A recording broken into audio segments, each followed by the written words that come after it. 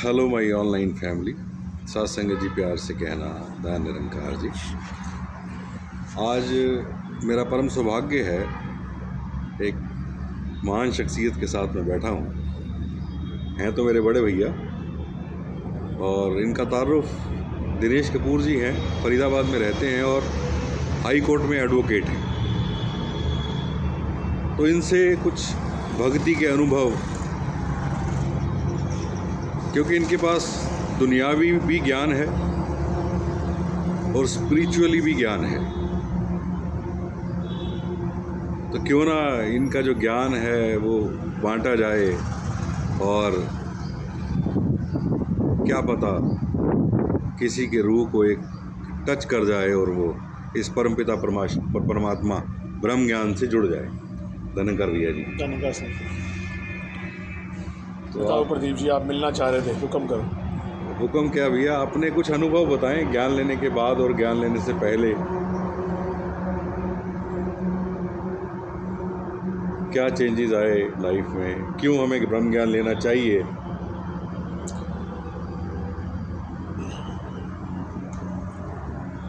तो प्रदीप, ऐसा है कि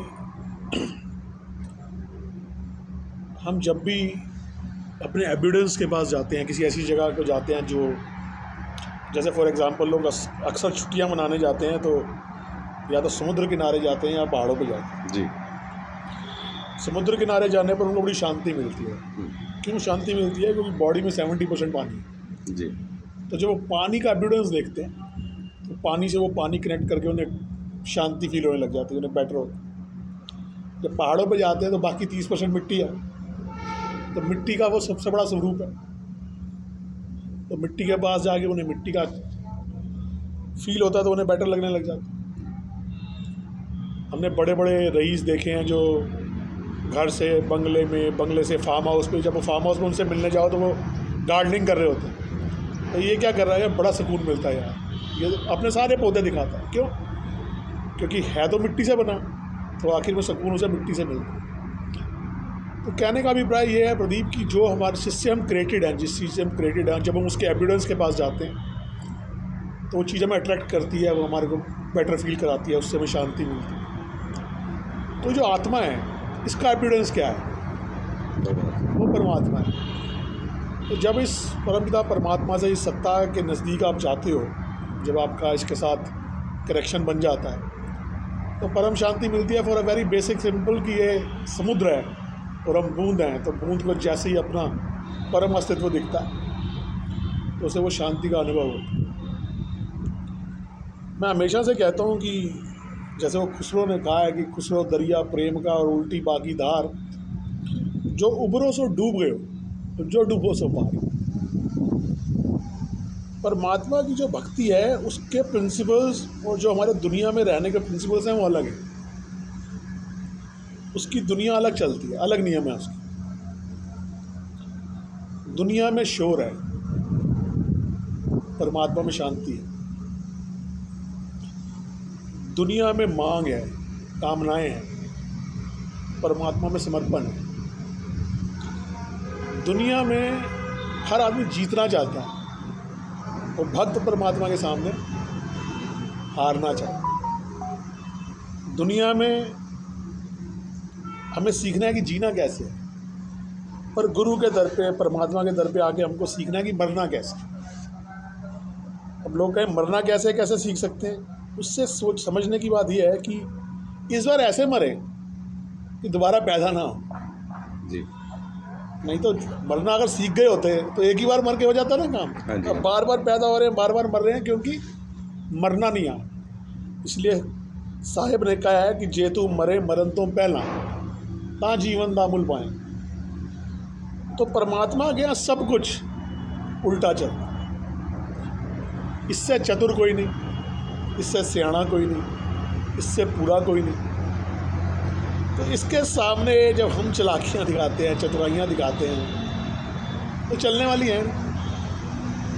3 लोक 9 खंड में गुरु से बड़ा ना कोई, करता करे ना कर सके, जो गुरु करे सो होए।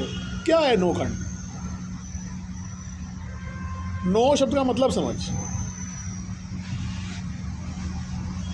9 को हमने पूरी धरती को नापना हो, अभी तक हमारी बुद्धि यही कहती है कि इसी सृष्टि पर इंसानी जन्म है जी और इसकी धरतियों पे और कहाँ कहाँ क्या क्या है दातार जाने।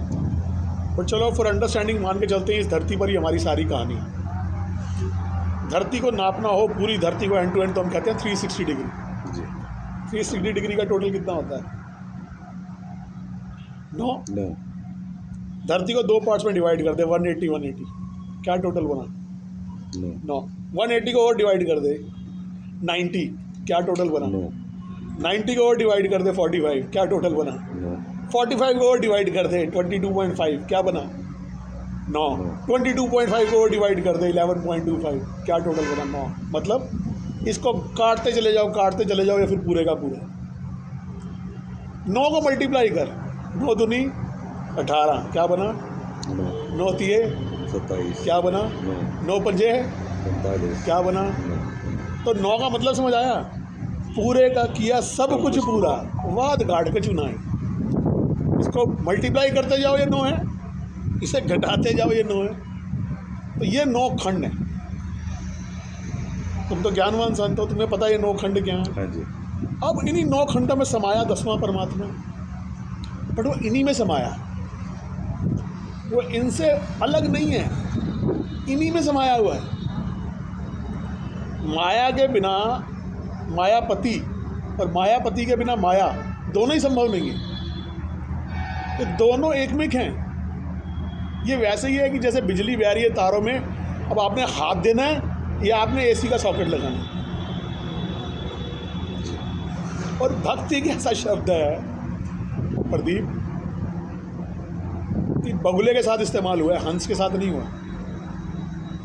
बगुला को भगत कहते हैं, बगुला भगत, जी जी कभी सुना है? हंस भगत। नहीं जो इसके इश्क में है उसके लिए ये इम्पोर्टेंट नहीं रहता कि बाहर क्या चेंज हुआ, वो भक्त दिखना नहीं चाहता, वो हो जाता है। कहा है हरिजन ऐसा चाहिए जो हरि जैसा हो। जो इसके साथ जुड़ जाएगा जी उसको कोई फ़र्क नहीं पड़ता कि उसका बाहर का पहनावा कैसा है, और बाहर के चेंज की तो बात ही नहीं है कहीं। सारा का सारा चेंज भीतर को है। हम जब योगियों की बात करते हैं, तपस्वियों की बात करते हैं, तो हमारे सनातन के हिसाब से हम भगवान शंकर को महायोगी मानते हैं। जी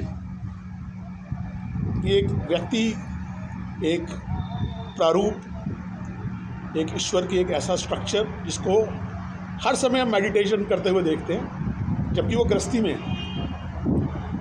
उनकी एक तीसरी आंख दिखाई जाती है माथे के ऊपर, जो उल्टी होती है, और बोला जाता है कि जब शिव तीसरी आंख खोलते हैं तो दुनिया भस्म हो जाती है।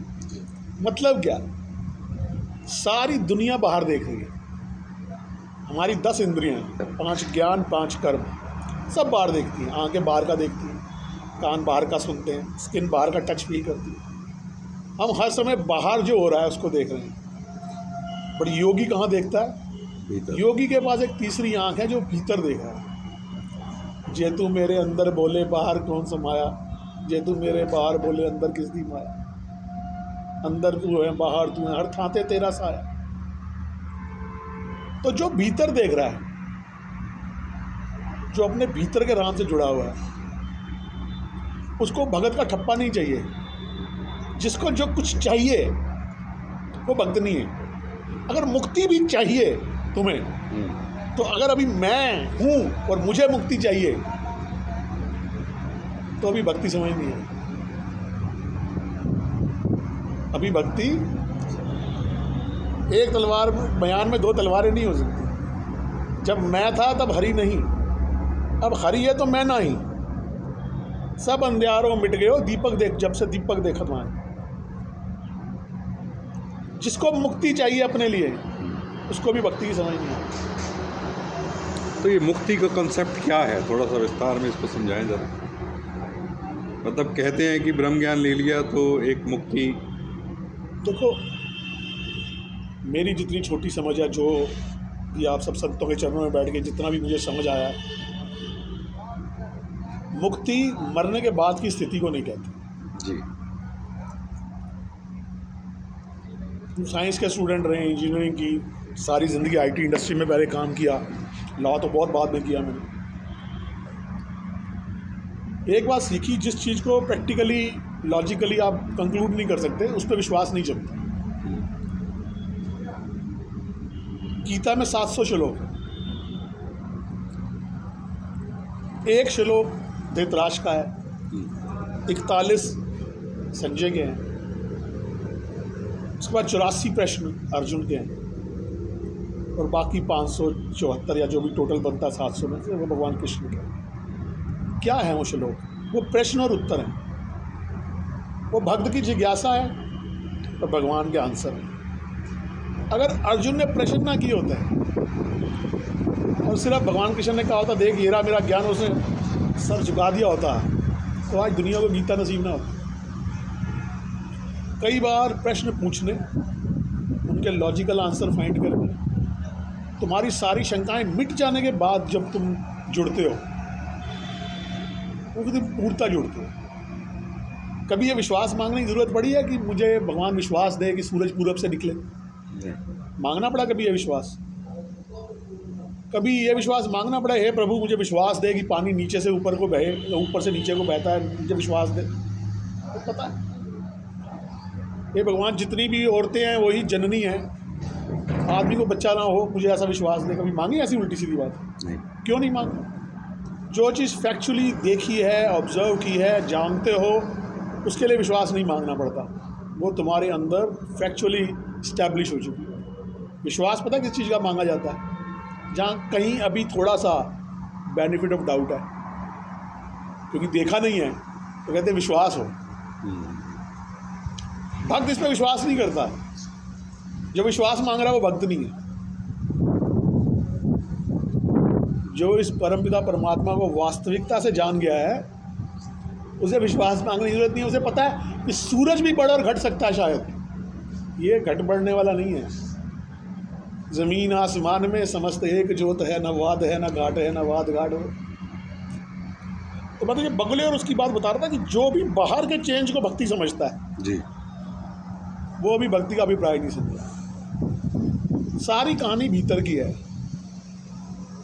हर घट में राम बोले, राम बिना घट बोले, सारी जर्नी भीतर की। अब अगर टूर में बैठे हैं प्रदीप, तुझे मेरी आवाज़ तब सुनाई देगी जब मेरे चारों तरफ शांति है। जी, जब तेरे चारों ओर अगर यहाँ शोर मचेगा तुझे मेरी आवाज़ नहीं सुनेगी। इसीलिए इंसान इतना परेशान है कि वो अपने भीतर परमात्मा की आवाज़ नहीं सुन पा रहा। क्यों? क्योंकि उसके भीतर बहुत शोर है। इच्छाओं का शोर, कामनाओं का शोर, शिकायतों का शोर, क्रोध का शोर, ईर्ष्या का शोर। जहाँ इतना शोर है वहाँ वो अंदर बैठे राम की आवाज़ नहीं सुन पा रहा। और जो इस रमे राम की आवाज़ सुन नहीं पा रहा, उसका ये दावा करना कि मैं भगत हूँ, तो बगुला भगत तो हो सकता है। लहरी चली समुद्र की, मोती दिए बिखराए, हंस चुन चुन खाए मोती, बगुला चुन चुन मछली खाए। जो इसके साथ जुड़ गया उसका पहला, चलो let me give you another example. आप एक छायादार फलदार वृक्ष के नीचे खड़े हो, अब आपको फल मांगने पड़ेंगे उस पेड़ से। अब उस पेड़ के नीचे आ गए हो जो लबा हुआ है फ्रूट से, तुम नीचे बैठो, गिरने ही गिरने तुम्हारी झोली में। तुम बोलोगे तब वो ऑक्सीजन देगा, तुम मांगोगे तब वो छाया देगा। उस पेड़ का बिरद है, जो उसके नीचे पहुंच गया उसको छाया, उसे हवा, उसे शेल्टर, उसे खाना मिल जाना। तुम इस विशाल कल्प वृक्ष, इस परमपिता परमात्मा के साए में वर्षण है, तुम्हें भरोसा ही नहीं है, तभी तो मांगते हो। और मजे की बात क्या है कि दुविधा में दोनों हो गए, माया मिली ना राम। 22 घंटे माया के पीछे भागते हो, 2 घंटे में सत्संग में आके माया को गाली देते हो कि माया माया बड़ी चालाक, माया डाकनी, माया ये माया वो, माया से बचाओ। तो निकलते फिर माया में, तो दुविधा में दोनों हो गए, माया मिली ना राम। माया तो स्वयं प्रभु की शक्ति है, फेमिनिन एनर्जी है इस परमपिता परमात्मा। माया से भागना है, तुम्हें ज्ञान लेना होता है शरीर से में लेते हो कि आत्मा स्वरूप में लेते हो? ज्ञान इस शरीर में लेते हो ना, शरीर में लेते हैं। साकार रूप में लेते हो ना ज्ञान। जी, तो ये शरीर माया का है, इसको ही माया बोलते हो कि नहीं बोलते? 5 तत्वों से बना है, माया है ना। हाँ जी। जिससे ज्ञान लेते हो महात्मा से, गुरु के आदेश से, वो शरीर में होता है ना निराकार में आता है, शरीर में होता है। तो वो भी माया का सहारा ले रहा है। तो ज्ञान लेने के लिए भी माया की जरूरत पड़ती है। साकार ज्ञान देता है, साकार में ज्ञान लेते हो। माया तो परमात्मा की शक्ति है, फेमिनिन एनर्जी है। अगर तुम इसको पॉजिटिवली यूज करना नहीं जानते और इसको धुतकार रहे हो, तो माया के व्हीकल पर तो परमात्मा तो प्रकृति है और पुरुष है, वो तो निरंकार है और शक्ति है, ये तो एक ही है। तुम्हें सही स्वरूप समझना है। इसलिए मैंने जहां से बात शुरू की थी कि खुसरो दरिया प्रेम का उल्टी भागीदार। ज्ञान भक्ति बाहर का टॉपिक ही नहीं है, ये भीतर का टॉपिक है। ये बाहर की जर्नी नहीं है, ये भीतर की जर्नी। ये जीतने के लिए की नहीं जानी चाहिए, ये हारना सीखने के लिए करना है। ये जीना सीखने के लिए नहीं करना, मरना सीखने के लिए करना। परम पिता परमात्मा तुझे तेरा फेवरेट खाना यहाँ तक अगर मिल जाए, उसके बाद किसी और ठेले पर जा रहा, तेरा नजर जाएगा नहीं। इस सूर्य के नीचे हम बैठे हैं, इसके प्रकाश में, और अगर ज़िंदगी रोशन नहीं हो रही तो 2 ही वजह हो सकती है। या तो सूर्य के नीचे भी पहुँचे नहीं, या हमने अपनी आंखें बंद कर ली। कोई तीसरा तरीका हो सकता है। अगर तुम इस परमपिता परमात्मा से जुड़ गए हो प्रभु जी, अगर तुम्हें इसका एहसास हो गया, इसके दर्शन हो गए और जीवन में वो रोशनी नहीं आई, तो कहीं ना कहीं प्रश्न चिन्ह है हमारे तो ऊपर। 2 ही वजह हैं। या तो तुम्हें समझ नहीं आई, या तुमने आंखें बीच ली। अब जो सो रहा है उसको तो जगा सकते हो, जो जागा वो जिसको ये वहम हो कि वो जाग रहा है, उसको कैसे उसे जगाएं? कैसे जगाया जाएगा? तो दोस्त, ये मानुष जन्म एक ऐसा समझो जैसे तुम एक टीले पे खड़े हो और तुम्हारे चारों तरफ 84 लाख चुनियाँ तेजी से वो दरवाजे खुल रहे हैं, बंद हो रहे हैं, खुल रहे हैं, बंद हो रहे हैं, खुल रहे हैं, बंद हो रहे हैं, बड़ी स्पीड से। एक दरवाज़ा उसमें है जिसमें तुम्हारा मानुष जन्म है, जिसमें तुमने पार करके उधर निकल जाना। चूक गए तो डिफरेंस पता है क्या है? एक तरफ ब्रह्म, ब्रह्म ज्ञानी का आप सकल आकार। क्या है? ब्रह्म ज्ञानी सकल आकार, सकल आकार, ब्रह्म ज्ञानी आप निरंकार। एक तरफ वो बसता है, दूसरा पशु योनि है। डिफरेंस देख रहा है? एक तरफ आप ब्रह्म हो, एक तरफ आपकी पशु योनि है। एक ही मौका है। और मायापति के पास जाके बोलते हैं, जो जो मांगो ठाकुर अपने से सोई सोई देवे। मुझे बता, ठाकुर से ठाकुर को कौन मांग रहा है? माया को लताड़ते हुए जाकर हर समय गुरु से माया ही तो मांगते हैं कि संगत करानी है क्योंकि तन मन धन के सुख चाहिए, पर्ची कटानी है तन मन धन के सुख चाहिए, समागम सेवा करनी है तन मन धन के सुख चाहिए। परमात्मा की कृपा कौन मांग रहा है? ये तो कहता है कि जे तू मेरा होएगा सब जग तेरा होए, फिर भी कोई इसको इससे नहीं मांग रहा। कोई जाके इससे ये नहीं मांग रहा है। मांगते हैं तो विश्वास मांगते हैं। विश्वास तब मांग रहे हैं जब अभी लगता नहीं है कि देख लिया है। देखने के बाद विश्वास तो मांगना नहीं पड़ता, वो तो ब्लड में मिल जाएगा जी। वो तो सोच में गहरा हो जाएगा कहीं अंदर। तो उस अवस्था तक कैसे पहुंचा जाए कि जब विश्वास मांगने की जरूरत नहीं पड़ती? कहीं ना कहीं चूक तो है। इश्क नहीं है यार, अच्छा, बिजनेस है। ओके। और जब तक बिजनेस करोगे, जहाँ मोहब्बत करोगे वहाँ बिजनेस करोगे तो बात नहीं पड़ेगी। या तो बिजनेस कर लो या मोहब्बत करो। मोहब्बत में फ़ायदे नुकसान नहीं देखे जाते। कबीर सब जग निर्धना, धनवंता ना कोय, धनवंता सो जानिए जाते नाम राम नाम। वो कहता निर्धन कहे धनवान सुखी, धनवान कहे सुख राजा को भारी, राजा कहे चक्रवर्ती सुखी, चक्रवर्ती कहे सुख इंद्र को भारी, इंद्र कहे श्री राम सुखी, श्री राम कहे सुख संतन को भारी, संतन कहे संतोषी सुखी, बिना संतोष ये दुनिया दुखा। कबीर जी जुलाहे थे जी। रविदास जी चप्पलें गांठते थे, अष्टावक्र। मुझे बताओ ना, कभी सुना इनमें से किसी के बारे में कि इन्होंने हर समय ये अरदास की होगी, तन मन धन के सुख दे दो, नहीं। दौलतें दे दो, मकान दे दो, गाड़ियाँ दे दो, बिल्डिंगें दे दो। हाँ, जैसे थे वो उसमें सेटिस्फाई रहे। शुरुआत, भक्ति की शुरुआत समर्पण से है। आप देखो, हमारे गुरु ने, हमारे इस मिशन ने हमें एक ही जैसे गुरु मंत्र बोला जाए, अगर कहा जाए तो जी। एक ही लाइन है कि तू ही निरंकार, मैं तेरी शरण मैनू बख्श। आपको क्या लगता है, अगर गुरु को कुछ और चीज़ें ज़रूरत लगती, वो इसमें ऐड ना करते? जी। उसे पता है मानुष तेरी औकात नहीं है, तू उसको बता सके, गाइड कर सके तुझे लिए क्या ठीक है क्या गलत है। तू कुछ ऐसी चीज़ मांग बैठेगा जिसमें तेरा सुख नहीं है। जी जी जी। तू इस ब्रिक तृष्णा के पीछे भागता भागता अपना जीवन को व्यर्थ कर लेगा। तो तू सिर्फ एक काम कर, तू इसकी शरण में जा, वो बख्शवा ले, बाकी अपने आप कर ले। इसलिए एक ही ब्रह्म वाक दिया गया कि तू ही निरंकार, मैं तेरी शरण हाँ मैनू बख्श। शरण में नहीं जा रहे, बख्शवा नहीं रहे। डिमांड लिस्ट हम सब कितनी लंबी है, तो हम बिजनेस करने जा रहे हैं ना। और फिर जब सियाणप पे आओ तो इससे सियाणा, इससे कोई सियाणा है?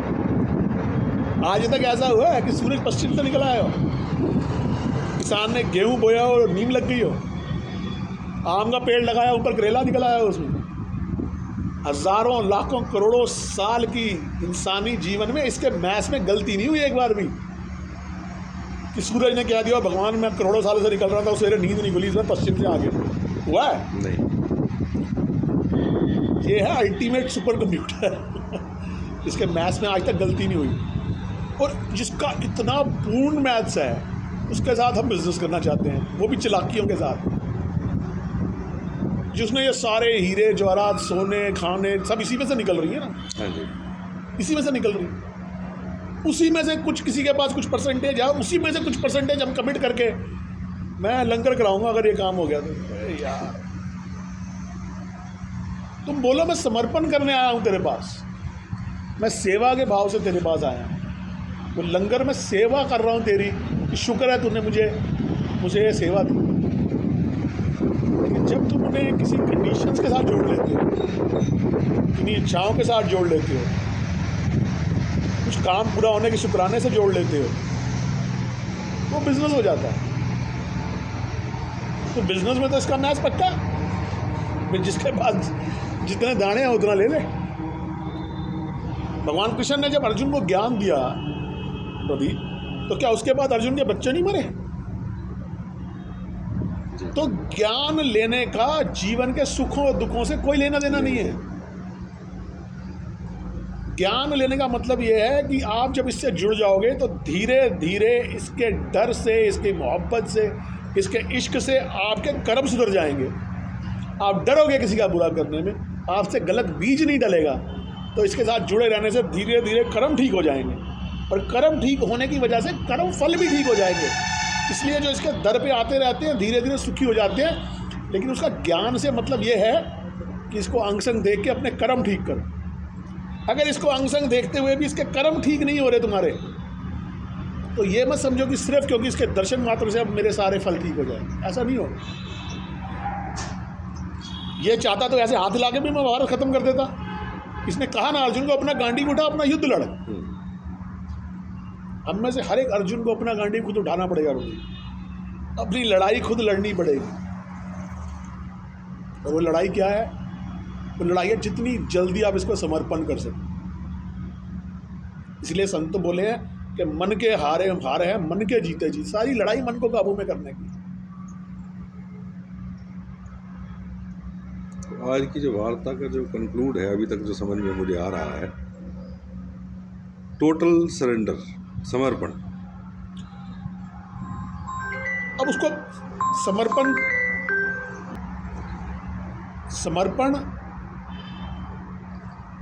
तो फल है जी। पूछेंगे कैसे समर्पण? ये कोई मार कूट के नहीं करा सकता, कोई बांध के नहीं करा सकता। मुझे ऐसा लगता है, मेरी छोटी बुद्धि है, मैं ये नहीं कह रहा कि मुझे कोई ज्ञान है बहुत, बट मुझे ऐसा लगता है समर्पण करना सबसे आसान है उस व्यक्ति के लिए जिसको इश्क होता है। यस जब किसी से इश्क हो जाता है ना प्रदीप, जी। जब नए नए लड़का लड़की मिलते हैं तो रिलेशनशिप ऐसा होता है, मैं तेरे लिए ये गिफ्ट लाया हूँ, तू मेरे लिए ये गिफ्ट ला, लेन देन का रिश्ता। रिलेशनशिप मैच्योर होता है, पति पत्नी बन जाते हैं, दुख में सुख में एक दूसरे के साथ खड़े हैं, बट फिर भी एक्सपेक्टेशन है मैं ये करूँगा तू ये करेगी।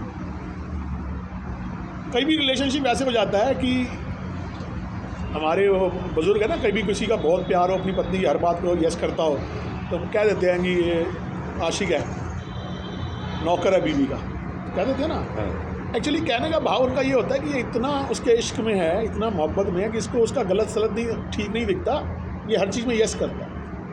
तो एक अवस्था आती है जब आप कहते हो मैं कर रहा हूँ, तू करे या ना करे, मैं स्टिल लव यू। बट फिर एक अल्टीमेट अवस्था ऐसी आती है जब आप कहते हो कि मैं हूँ ही नहीं, ये शिकायत भी नहीं है कि मैं कर रहा हूँ तू नहीं कर रही, क्योंकि मैं तो हूँ ही नहीं, अब जो है तू है। और जब इश्क हो जाए किसी से उस मोहब्बत, तो मैं ये समझता हूँ कि इश्क की जो इंतहा है वही भक्ति है। भक्ति और कुछ नहीं। ईश्वर से उतना प्रेम जब अब कुछ और नातना चाहिए, जब तेरे सिवाय और कुछ नहीं चाहिए, तेरे से ज़्यादा खूबसूरत अब कुछ नहीं लगता, तेरे अलावा किसी कुछ को पाने की चाह नहीं बची। जब इश्क उस लेवल पे हो जाता है वही भक्ति है। क्योंकि जिससे अगर आपको इश्क हो गया तो सबसे पहले क्या करोगे, कहोगे यार तुझे क्या चाहिए, वो क्या करूं जिससे तू खुश हो जाए, वो क्या करूं जिससे तुझे सुख मिले, वो क्या करूं जिससे तू आराम में रहे। गलती से भी मैं कुछ ऐसा ना कर बैठूं मेरा यार नाराज हो जाए, उसके चेहरे पे शिकन ना आएगी। तो समर्पण मत करो, क्योंकि जितना गूढ़ में घुसोगे लगेगा बहुत ही मुश्किल है। समर्पण कैसे, बट इश्क किया जा सकता है। हम सब ने ज़िंदगी में कभी ना कभी कुछ घड़ियाँ किसी ना किसी के साथ वो फील किया। अगर वो फीलिंग में तुम सामने परमात्मा को रख दो तो यार तेरे से इश्क हुआ,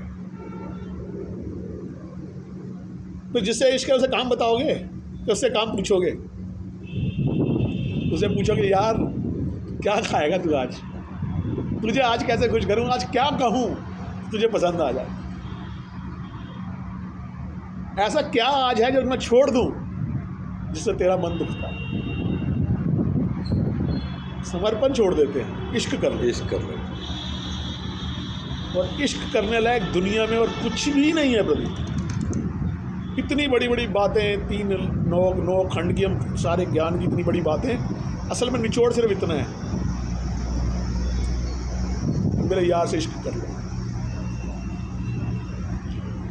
एडवोकेट है ना महात्मा, तो एक सरल सूत्र बता दिया हमें, जहाँ समर्पण हमें मुश्किल लगने लग जाए तो एक है तो वही, ऐसे पकड़ो या ऐसे पकड़ो, रास्ता एक ही है। समर्पण की जगह इश्क कर लिया जाए तो कहीं आसान हो जाती है भक्ति। तो बेहद खूबसूरत तरीके से महात्मा जी बता रहे हैं, समर्पण ना करके हमें इश्क करना है इस निरंकार से, इस परमात्मा से। और मैं कह रहा हूँ कि इश्क करने लायक और है क्या, दुनिया में अपना सबसे करीबी रिश्ता ढूंढ लो जी, सबसे करीबी, इस शमशान के गेट पर रुक जाएगा। हाँ ये तो है, लिखा होता है मुझे यहाँ लाने तक का शुक्रिया। बेंगलोर भी सुबह जाना हो ना जी, तो 10 तरह की तैयारी करता है, boarding pass, ticket, hotel booking, वहाँ किससे मिलना है, टैक्सी कहाँ से लेनी है, एक इतनी बड़ी यात्रा पे जाना है, जी जी, किसी यार ने साथ रहना है, हाँ जिस तरफ ध्यान ही नहीं जा रहा है उसकी तैयारी जीरो है, उस पर फोकस जीरो है। तो मैं तो कहता हूँ ये स्वयं नटराज है, नटराज के सामने नाटक कर लो कर लो। बड़े बड़े चतुर सियाणे, बड़े बड़े रथी महारथी, अपने 10-10 सर देने वाले हाँ भी इसकी गहराई को नहीं नाप पाए। तो मैं और तुम तो प्रदीप जी, हमें तो हमारा जो कुछ मिला आप सब संतों के चरणों में मिला है। आपके चप्पलें जूते साफ करते करते, आपके बर्तन मांजते मांजते, सेवा करते करते यही सीखा है कि मेरे यार से मुकम्मल कोई नहीं, मेरे यार से पूरा कोई नहीं, मेरे यार से वफ़ादार कोई नहीं, मेरे यार से सुंदर कोई नहीं। मैं अच्छा हूँ, बुरा हूँ, माड़ा हूँ, रईस हूँ, गरीब हूँ, इसने कभी मेरा साथ नहीं छोड़ा। ऐसी कोई घड़ी, कोई पल, कोई सेकंड मुझे याद नहीं जीवन का जब ये मेरे साथ नहीं था। जितना साथ इसने दिया है, इश्क होना नहीं चाहिए इसलिए। बिल्कुल। फिर अगर इतने नाशुक्रे हम हैं तो फिर बात नहीं बनेगी दोस्त। ज्ञान लेना और ज्ञान की समझ आ जाए, दो अलग अलग बात है। टीचर तो एक ही होता है जो सारी क्लास में पढ़ाता है, पर हर आदमी टॉप नहीं करता, जी। कई फेल भी हो जाते हैं। भगवान राम के पास वानरों की कमी थी? पूरी सुग्रीव राजा था किष्किंधा का, वानर सेना का, पूरे वानर ही वानर थे। हनुमान जी तो एक ही थे। शाह इनायत के पास बुल्ले शाह कितने थे? एक। अष्टावक्र के पास जनक कितने थे? एक। रविदास जी के पास मीरा कितनी थी? एक। तो भीड़ बहुत हो सकती है, ब्रह्म ज्ञानी कोई कोई हो सकता है। ये कोई स्टैंप नहीं है जो गुरु हर एक की पीठ पे लगा रहा है। ये तो एडमिशन का फॉर्म है भक्ति का। ये तो एडमिशन हो गया तुम्हारा भक्ति में, ये एंट्री टिकट है भक्ति की। तभी तो संत बोल के गए अभी तो नाव समुद्र में, नहीं तो कह देते हैं कि अब ज्ञान ले लिया, नाव पार हो गई है। क्यों क्या कह कि नबी नाव समुद्र में? क्योंकि वो जानते हैं कि एडमिशन हुआ है बस।